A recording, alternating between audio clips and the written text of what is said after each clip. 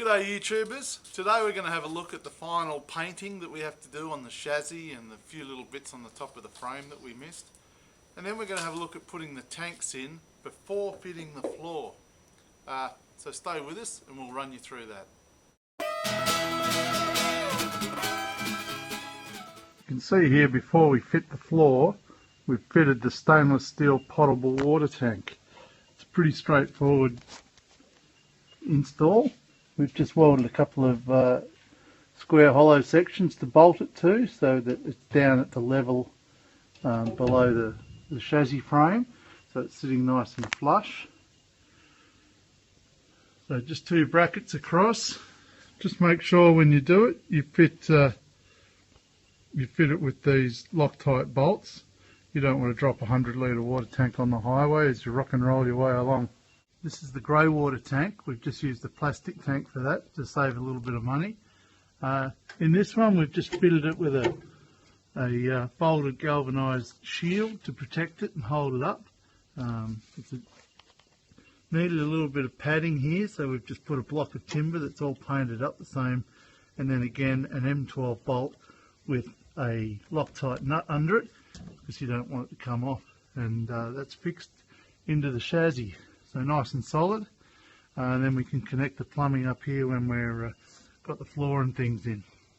So you can see here with the van flipped over, we've got the grey water tank there and the stainless steel potable water tank. Gives you a bit of a better view of them, and they're positioning on the underside of the chassis.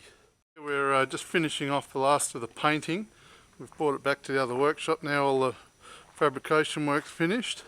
Undercoating on the little bits that we couldn't reach. There's Greg, big tall fella, just brushing on a bit of last of the ZP primer. So you can see we've done the whole frame there. So here we've got two coats of gloss exterior paint. We just go with black because that kind of hides the bitumen and crap off the road. Anyway, so that's all sealed up. So we finished treating the corrosion, treated it with tannic acid, coated it with high build epoxy primer, and then two coats of gloss black, and that'll keep it in pretty good nick. Won't it, Grego? Perfect nick.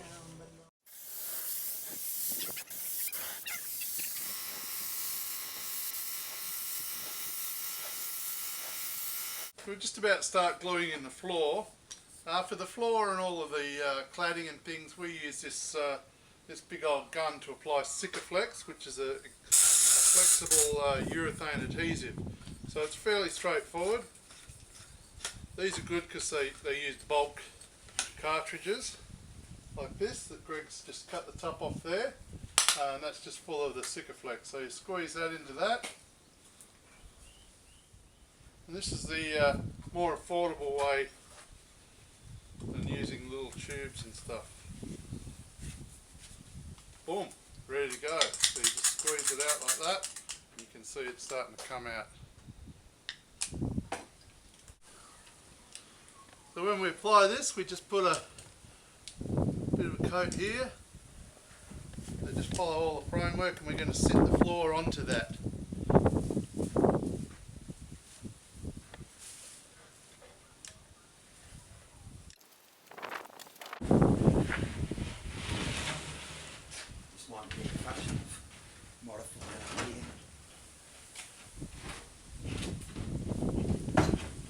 These are the screws we're going to use to screw the floor down. They're just an SDS countersunk Phillips head driver. They're just about 30 mils long, you can see them there. And they've got that little self-driving head. But we do pre-drill them. So you simply pre-drill. Quite hard, so you've got to pre-drill.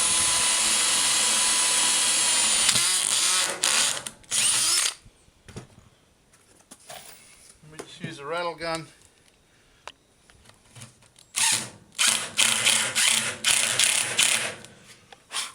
There you go.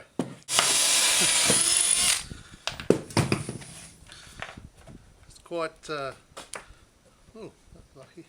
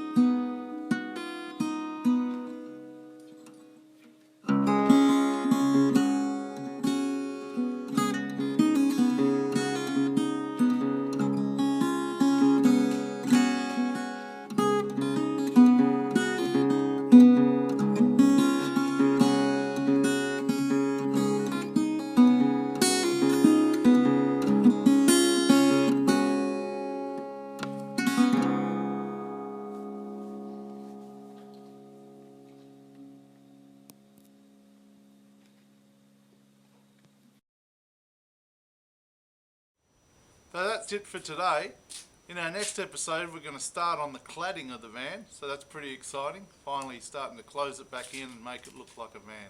So please tune in to see that. And don't forget to subscribe down there.